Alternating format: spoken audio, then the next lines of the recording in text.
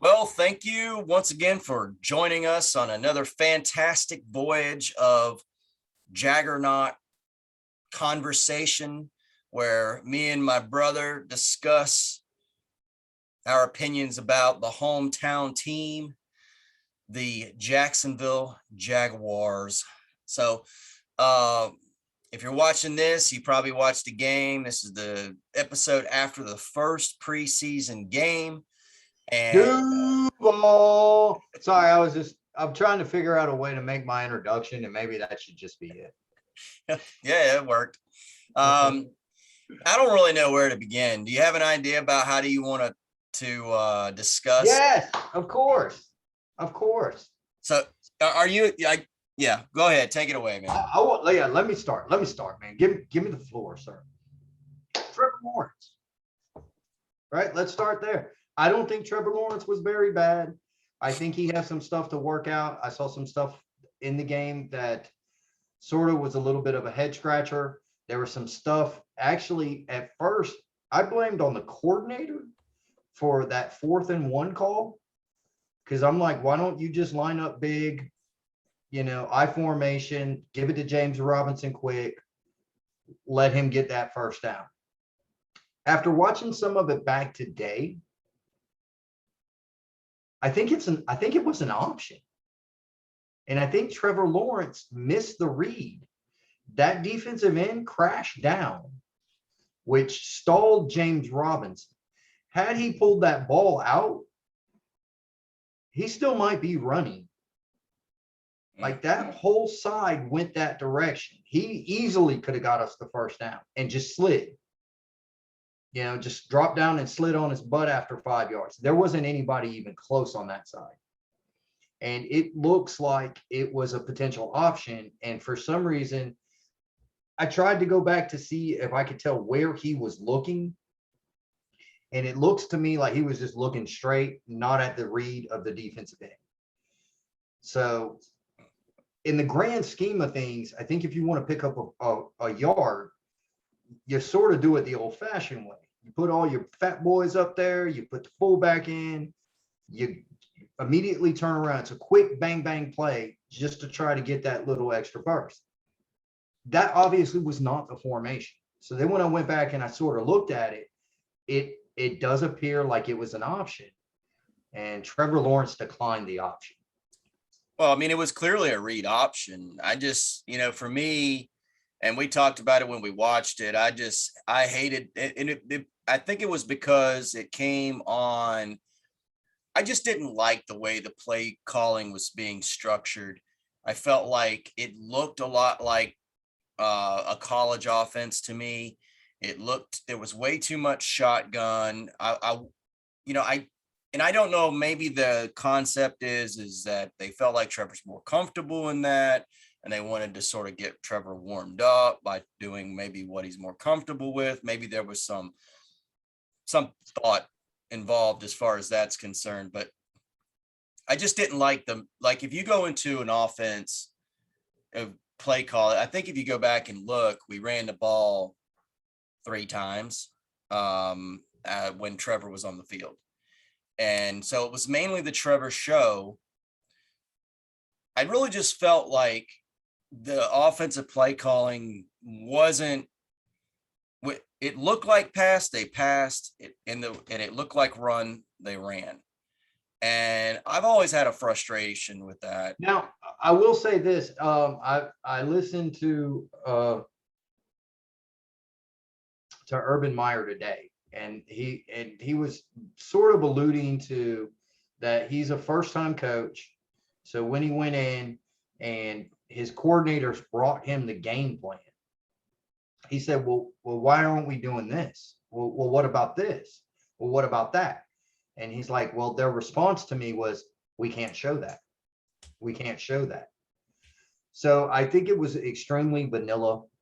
I think they wanted to get Trevor some work throwing the ball, which is why we didn't run as much as what we're typically used to, what we would have liked to see. Had Trevor kept that ball and ran, if it was in fact an option, that would have been a first down. That would have moved the chains. And then who knows what else could have happened. You know, so as far as Trevor Lawrence's performance, I'm okay with it. I definitely think he has some stuff to work on. I think one of the biggest things I didn't like was it was a quick out to the right side to Marvin Jones that he grossly overthrew. Like those need to be automatic. However, when you look at that, 12-yard out, 15-yard out that he threw to Marvin Jones, I think to actually keep the play going, or to keep that drive going, dude, that was on the money. It was before the receiver broke. It was on Marvin Jones so fast, it hit him in the chest and he almost dropped it. You know, that's NFL type player. That's an NFL type throw. The throw over the middle to Marvin Jones. I thought he probably could have led him a little bit more. Trevor Lawrence said so, but he didn't want to overthrow him because he was open. He saw the back of the linebacker looking at him. What he was seeing was the back of the linebacker or corner. So he knew he can throw it. So he threw it. And I think that was great. So I definitely think there are building blocks there. That's my take. Yeah, I heard that answer about that because I thought that too. I thought it would have been much better completion if he'd have led Marvin Jones on that, because he certainly had all the time in the world. The offensive line blocked for him for felt like 7 seconds. He was back there. And it was 6 seconds. Was it really? Okay. 6 seconds. That's a heck of a lot of time in the NFL. So, and I was happy to hear it was an interesting thing. And it was because I'd heard that because he said that in the press conference after the game.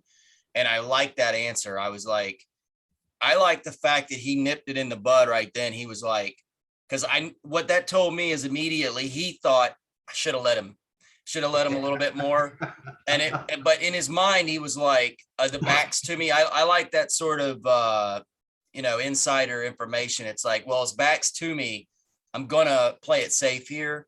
We need the conversion. That was a third down conversion, if I remember right. Pretty sure it was a third down conversion.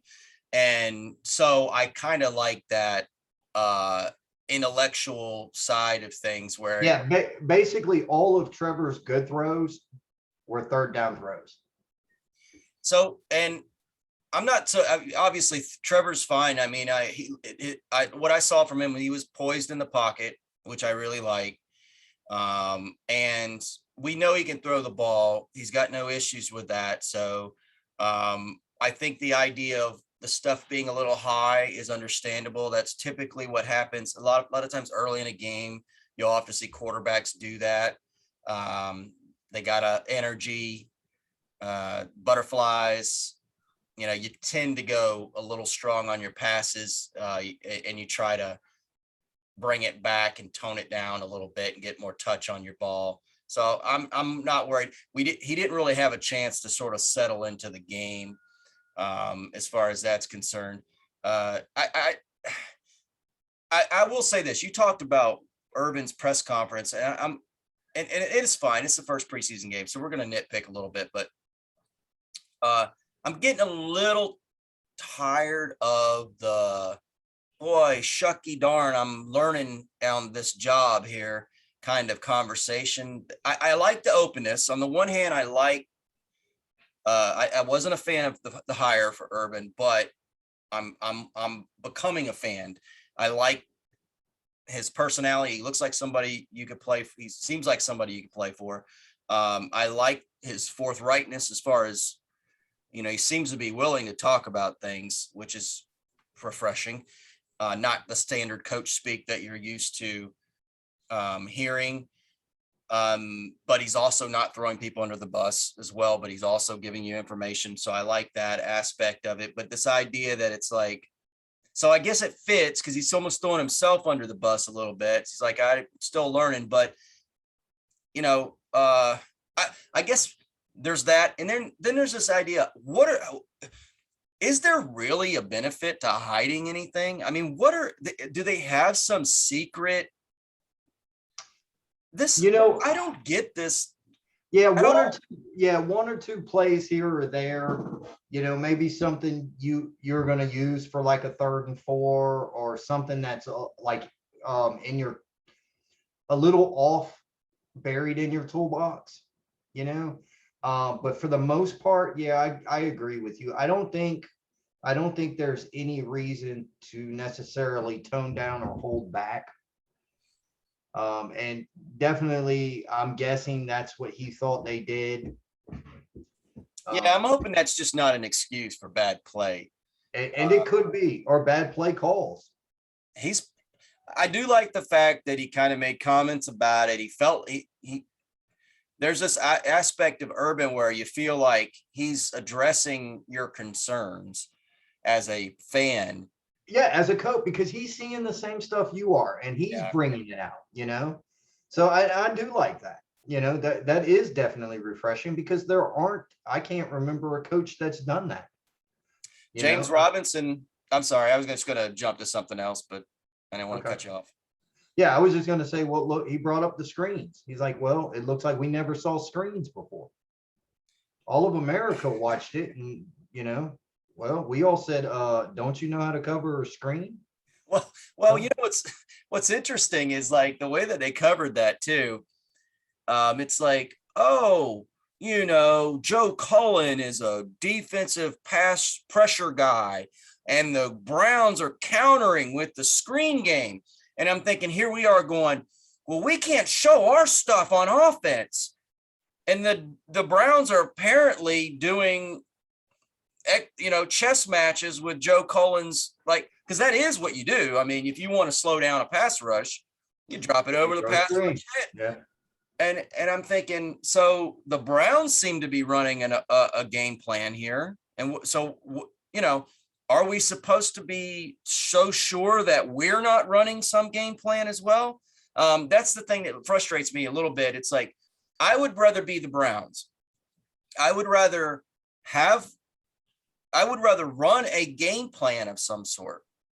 And maybe this is it because their starters didn't play, which we haven't brought up yet.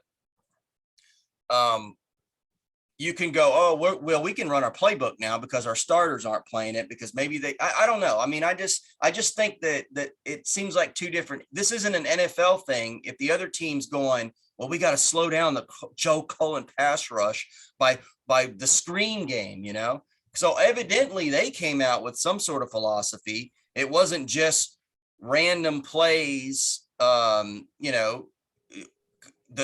I mean, are they not going to run screens? The Browns they're not worried. The rest of the NFL has seen the Browns screen game now. They apparently aren't worried about that. They're wasted it on the Jaguars in preseason. I mean, and this is a team that's supposed to be like vying for the Super Bowl possibly this year, and they're not worried about us seeing the screen game. So I don't know. That thing just is weird to me. This idea we've got these top secret things that we're holding on to. It's like everybody's seen everything in the league. It's not about never seeing. It's about knowing when you're doing it. That's the whole point. So I don't know. Maybe it is this genius 4D chess stuff going on that us poor, Common folk. Yeah. us old We TV don't know. watchers and whatever. Yeah, I mean, it could be for poor performance. I mean, because truth be told, is it doesn't matter what you're running. If they screen you, somebody somewhere should see it, and nobody saw it. Okay, and this is a good segue. I wanted to talk about James Robinson, but forget that for now. Our linebackers. Is that not an indictment of our linebacking core when they're running screens, dropping it right over the top of our defensive line? Where are our linebackers? I didn't see great linebacker play. I kind of felt like the defense was a tale of certain things. I felt like the linebackers were exposed. I felt like the secondary played very well. I felt like the line played pretty well. Now we're going up against second string, Cleveland Brown offensive linemen, but whatever. I didn't, and the fact that we released Schobert We traded him, sir. or whatever. We got rid of Schobert. When his strength was coverage, in lieu of, now we did stop the run, did a great job of stopping the run, but that you can't count that because we didn't play the starters. So we don't know if that's what we're going to see. And so I'm a little concerned about that. And as well, I think you should be. I thought Shaq Quarterman, I thought he played well at linebacker. But I knew coming in, he's not going to give you anything in the pass game. He's that thumper brought in. He can stop the run. And watching last night, there was one play where I guess thank God we weren't playing Baker Mayfield, but nobody picked up the tight end. Tight end was hauling ass right down the seam. Nobody picked him up. The quarterback chose to go to the fullback out in the flat. It's on Damian Williams' side. It's on his side, and he's still late getting over there. So I get exactly what you're saying, and maybe that's going to come back to bite us. Yeah, I'm concerned. That's a concern moving forward. They need to get that figured out. Yeah, because I'm not necessarily too concerned with Jack's side, because I know Jack can go from the middle to the side fairly quickly. We've seen it. I'm not overly concerned with Miles Jack's play, even though it wasn't great, because Miles Jack is a traditionally slow starter who comes on at the end. I don't really like that, but that's been his MO. But yeah, I'm not sure at this point we got better at linebacker.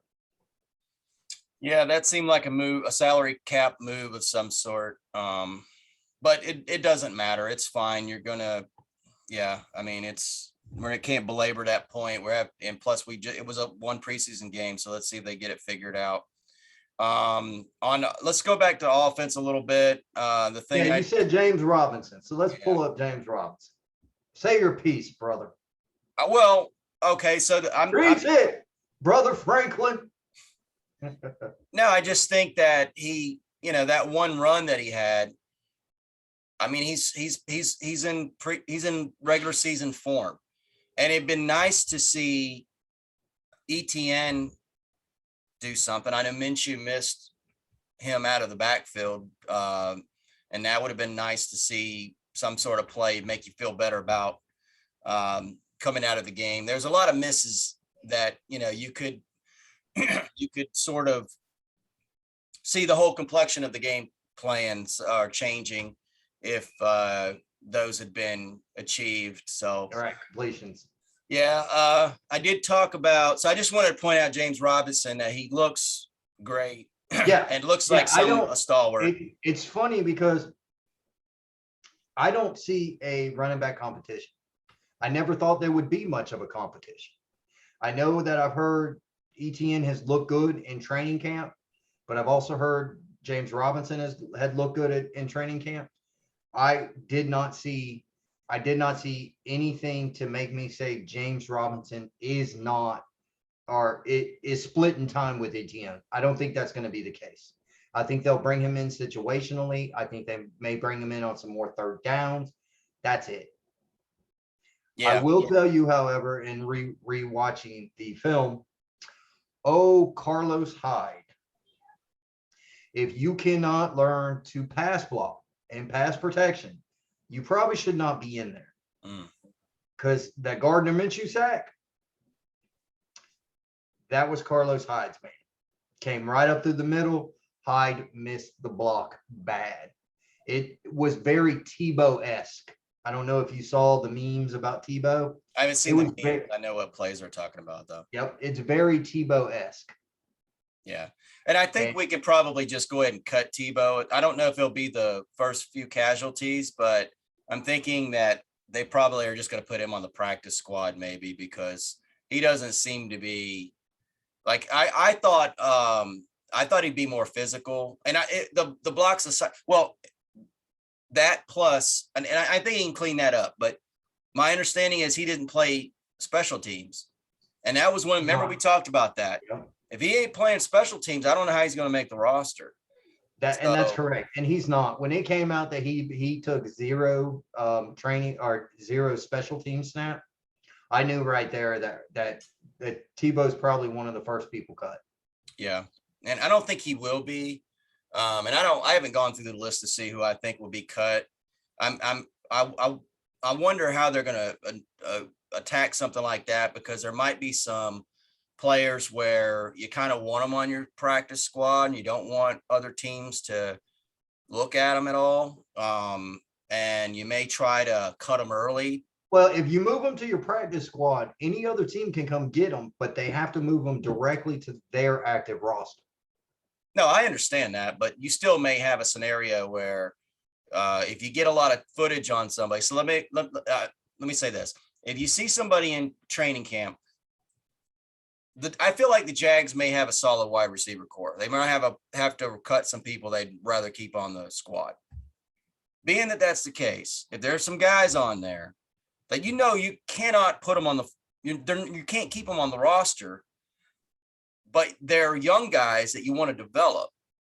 Before you get them on a preseason game and have them make some highlight play that stands out to some GM and they get an injury and then come steal them off your practice squad, go ahead and put them on the practice squad. In other words, cut them early, make him think, oh, he didn't really make it in camp. You put him on his practice squad just as a jar on the shelf.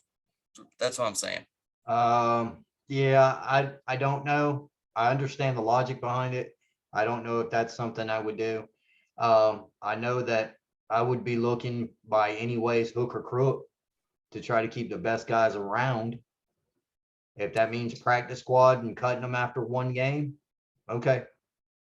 So, in regards to wide receivers, I wasn't overly impressed by what I saw by our wide receiving core. I thought Marvin Jones played very well. I have no issues with him. I thought his cuts were really nice. There's that one play to Laviska Shenault. It was blatantly obvious he was getting held twice.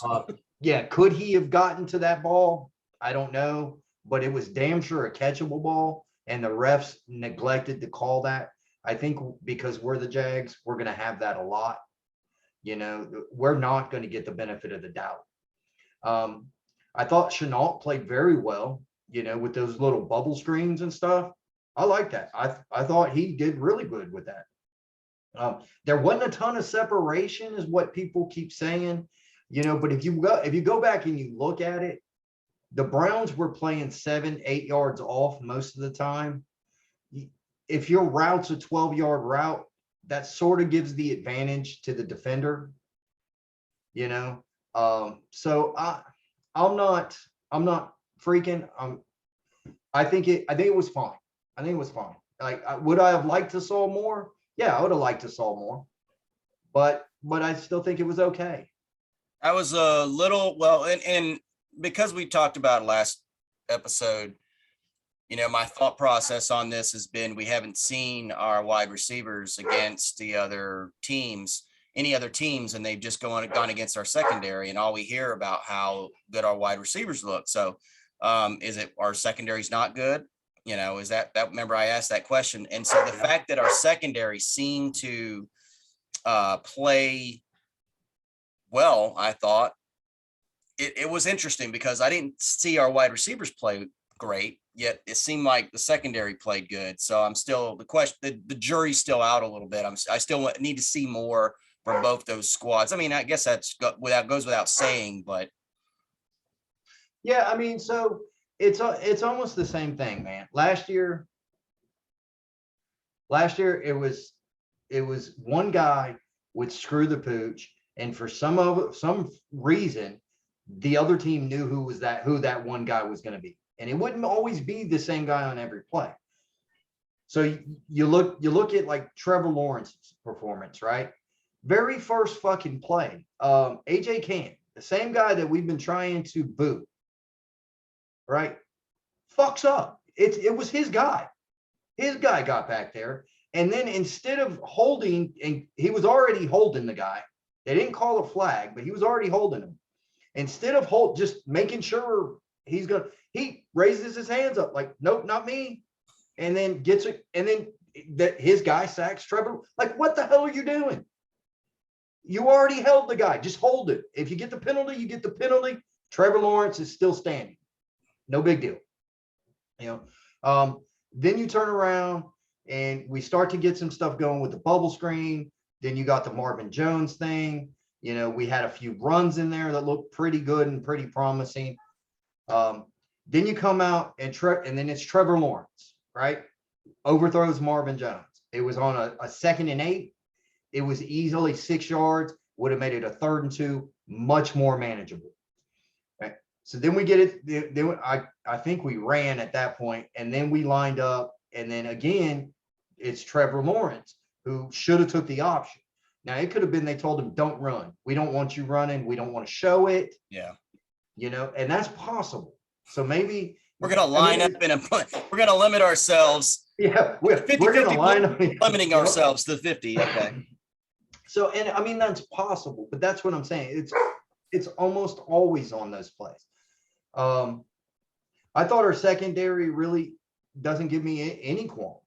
Even when they completed passes, it was nice throws and catches, and or guys were right there in their hips, right where they're supposed to be. They just like the Tyson Campbell touchdown, right?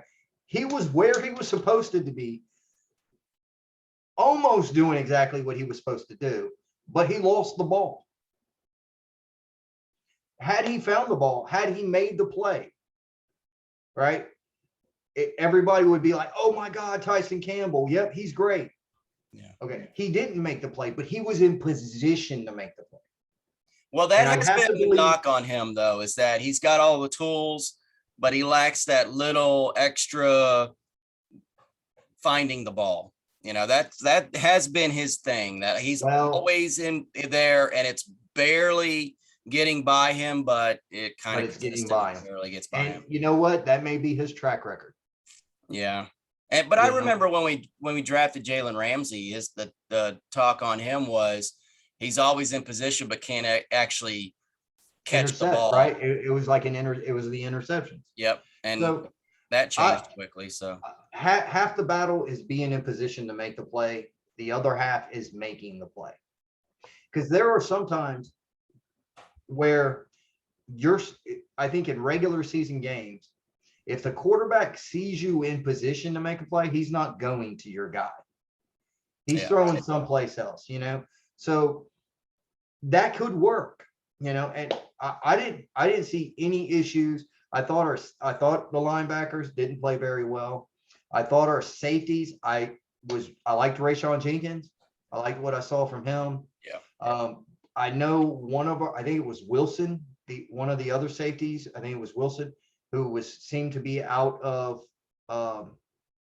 position quite a lot. I think it was his guy. I think he was on the tight end that was basically running free in the end zone, and he was trying to catch him. So, I mean, I think that's what preseason's for, is to sort of shake all this out so that we can get the best guys we can. AJ Cann really made me mad. Carlos Hyde made me mad. But that's really about it. Like, everybody's against Jawan Taylor, and he may not be good, right? Yeah. See, and he may not be good. Everybody dislikes Cam Robinson, but Cam actually had a pretty good game, right? He didn't give up any pressures or anything. But it wasn't Jawan Taylor. None of that was Jawan Taylor. It was AJ Cann, or it was Carlos Hyde. So I heard Baselli today talk about it, and he said AJ Cann had that one play, and after that he played great, and that it was Jawan Taylor. So Jawan Taylor, he said the offensive line played pretty good, and he was basically calling out Jawan Taylor. So and here's the thing: it's not to say the offensive line has one bad play. Kind of, that's what people see. That's the only time you ever notice them, basically. Right. So it's kind of unfair, but the truth is that this is a guy who played his rookie season and has done nothing but regress. So it's not as if we're asking him to be this amazing player. We're asking these guys to improve their craft. And that's the issue that I have, is that if you're getting worse, that's a problem. You ought to be getting better. You've had more experience. I don't quite understand how that happens. So that's Well, my frustration. we got Walker Little, And right? and I'm So, and I'm thinking at some point, I don't know, he's a left tackle at Stanford, but he looks like the type of guy that could play right tackle. So maybe that's why they're playing him there. Maybe they're seeing the same they thing need we to. are. I think they need to for sure start rotating, and they've been rotating him in both tackle positions. So um, they might want to consider giving him the starting nod this preseason, if anything, just to light a fire under, or at least flirt with that. They need to light a fire under Jawan Taylor, because he's got to he needs to figure out his position, or he needs to. Yeah, and he needs to do it fast. So again, I'm okay with that. But I'm okay with the preseason. I know we got worked in certain things. I don't like that. There isn't really an excuse for it. I don't care that Urban Meyer is a new coach. Um, so, but I think there's some bright spots too. I don't want to be all doom and gloom and here we go again. We're going to be the same old Jags. And guess what? Being the same old Jags might exactly be who we are. I don't want to hear that. It's possible. It's possible. I mean, look, we have problems with the O-line last year. Wasn't great. What did we do? We kept Warhol, right? The O-line coach. So we didn't bring in anybody else. We kept him. He could be part of the problem. If you got a guy and it's your job to teach that guy and that guy's regressing, shouldn't you be looking at the teacher? Or the player, and they didn't either. Yeah, I mean, that's what I'm saying. I don't know. It's up to them to figure it out. And even if they figure it out, they'll never tell us. It's not like he'll come out and be like, no, Jawan Taylor, he doesn't care. He made his money. But now all he wants to do is fish for Goliath Grouper. Yeah. Yeah, I don't know. I mean, I can tell you this, if that's the way that it's going to be, if we are the same old Jags, then I can tell you what, it ain't something I'm going to be happy about. I don't think as a fan you could ever be that's the problem if you ever get to that position where it's like, and that it's a derogatory thing when you say the same old Jags. It's supposed to light a fire under under everybody and say, this isn't a professional football team we're watching here, and we're tired of it. And you guys are demanding the city be professional fans, and you guys have constantly given us this inferior product and then lied to us about it, just done the most insane things. And so, yeah, that's the problem with saying that. It feels like this year they're not doing that. They are trying to shake things up in the best ways possible. So the idea that we could even remotely be close to that typical same old Jag stuff is a non-starter for me. Yeah, but again, remember, it always one guy fucking up almost on every play. Yeah. I could go back to that preseason game and I could look at almost every play and I can see where one guy messed his assignment, and they took advantage of it. Start eliminating those guys, I guess. Yeah, I mean, obviously that's what you're going to have to do. Now, I will say, guess what? Taven Bryant goes back to the practice field today. He was on the practice field. I don't know if he was riding a bike or what he was doing, but he was on the practice field. Hey, get him into the rotation. See what he can do. Who knows? I don't care. I've seen enough. We didn't talk about CJ Henderson yet, did we? Did you mention him? No, we have not, sir. I'm waiting. I'm waiting. I'm not going to, I'm not going to argument. No, because I thought about it, I thought about it some more. And my argument is that his head's not in the game, probably. You never have talk like this about a player who's a first-round player and it turns out well. You draft somebody who has talent. What we saw was talent. That was never in question, because we saw that last year. So I will temper my frustration, and I told you when we watched it, I would love to be wrong about that guy, and I'd be more than happy to. So at what point would you be willing to eat crow? Oh, I think if he's a consistent start, like the story has to go away for me, and it won't take long. Get 3 weeks into the season, he's a consistent starter, and you don't hear a word about it. You don't have to have the coaches going to his house to give him a little pep talk on his own or anything like that, because that's the type of stuff. That's RJ Soward stuff. That's the stuff that, good gosh, man, we cannot do that anymore. We can't have these guys that, the 1% of the 1% of the 1%, and they're frustrated about their life or situation. Like, no, we can't do that, man. Or they've got a substance abuse problem. There's something, right? We don't know what it is. Well, for me to eat crow on Taven Bryant, this dude has to come out in the New Orleans games and simply live in the backfield. He has to stop the run. He has to wreak havoc. He doesn't have to make sacks, but he's got to be back there each and every time, just standing there like, hey, I'm here again. And then it needs to continue probably 3 or 4 games into the regular season. I'm not expecting that. So I don't think I'm going to have to eat crow on that guy. I think I have plenty of film to back up why I hate that dude or why I dislike him, why I believe he shouldn't be on the team. I just hope the Saints play their starters. That's what I want, because then we can have some sort of judgment. That's the biggest frustration for me, is the Browns came all the way here and they didn't play anybody. I mean, that sucks. It's their prerogative. Yeah, I get it, but it sucks for us because then they came out and looked us. Yeah, well, again, and that's the biggest frustrating thing for everybody. That just goes back into the same old Jags category.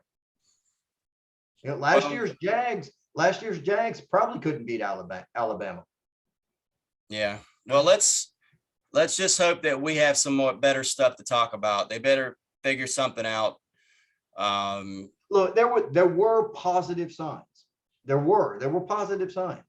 It's getting the positive plays to stack together long enough to score. So you're telling me there's a chance? There's a chance to beat the Browns backups? Yes. Yes. Yes. Woo! Well, there was a chance. That's already happened, sir. So there's no chance of that now. There was. And we came out and we essentially played like the same old Jags. The quarterbacks threw high, running backs missed blocks, tight ends, I don't think they did anything for the most part. We had line issues, which was normal. When one section played good, another section played bad, a la the linebackers. So, and that's what we always have. That's us. We come away from a game thinking, well, we saw some good, we saw some bad, and can our receivers really separate? Why do we come away from games thinking that? It should be, no, he put his foot in the ground and he had 2 yards, but yet we're sitting here going, well, can they separate? I think momentum, and I will say this, I think momentum is everything. I think that's the biggest frustrating thing for the offense, is that they were unable to create any kind of momentum. And I think if you can do that, then you may see a totally different complexion. Yeah, but it's hard to generate momentum when you let a guy right in at your quarterback, right? Then you do this, then you do that, then you throw high over here, and it's basically 3 and out. You're not generating them. That's what I'm saying. AJ Cann and Trevor Lawrence brought that drive to the end. They screwed the pooch, those 2 guys. Yeah. Well, and you got one who's a rookie, and the other guy who played well the rest of the game. So I don't know. I guess that is sort of a way to. There's hope, but I don't want to get lost in this teal colored glasses and think, well, just because I'm a Jags fan, these guys are going to right the ship and turn it around. We always do that. No. And hey, don't get it twisted on me. I'm not saying that at all. I'm saying that we need to hold these guys. I don't know what do you even mean to hold them accountable, but I'm gonna be pissed. I can say that if it's anywhere close. And that's the thing that we're talking about. We just need to see some professional quality stuff on the field, Yeah, because some that's damn what we're professional supposed to football. have Yeah, now. like look like you belong. You don't have to win, but look like you belong there. Yeah, And and that's that's what a I'm saying. good gosh, that's a small hurdle for a fan base to request of a team. Everybody else is asking for Super Bowls and playoff wins. We're just asking to be a part of the league still. Yeah. Like crap. Let us in. Yeah. Yeah, let us in, man. You guys are we're tired of being a punching bag, you know. So I don't know. It does feel like Urban Meyer feels that way. So that's the thing. Hopefully he lights the fire under these coaches. I don't like that. Oh, we can't show this. No, you show us. I don't care about the rest of the league. Show us something. We need to see something now. We need to see that there's some progress going on to all the work you guys have been doing, putting the team together and with training camp. That's what we need to see. And that's what I want to see. Yeah, well, Next game. I'll tell you what, if we roll into New Orleans and we don't see any of that, and then we roll into who's our last team? I don't know. I haven't looked that far. And again, we don't see any of that. Don't be shocked if we roll into Houston and get our asses whooped. Oh, I know. No, if we don't show anything in the preseason, you're never going to catch me being like, well, it's just the preseason. No, we aren't that team. We aren't that team. It can't be, we can't be saying that. If it was like the Bucks or something, the Chiefs, I wouldn't bat an eye. Yeah, right. In the preseason. It wouldn't matter at all. Us, no, it matters. And they've said it mattered too. Well, monkey see, monkey do. What they often again will just come out and say whatever they think you want to hear. Yeah. Ultimately, they don't care, nor do they change it. Well, let's go ahead and call it. I think I pretty much covered everything I wanted to say on this thing. Yep, I'm fine. Oh, I thought special teams played pretty well, except for the 2 flags. We have Mr. Winger, who's from like some metal hair band from the 80s.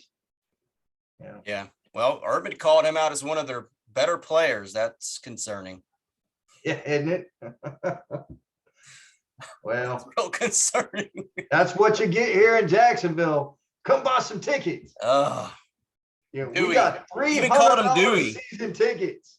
All right, per seat, per game. Come buy them. Come see Dewey Winger.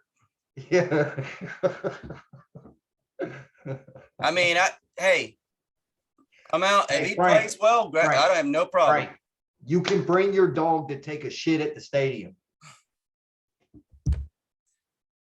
Well, there you go. There it is. That's how we end it. Worth the price. Might as well. Jaguars have been taking craps every time they show up. So. Yeah, very true, sir. All right, let's give them a Duval and then get out of here because we've kind of roasted them. I think we've digressed. A little bit. Yeah. We are Jags fans. Duval. Bye, guys.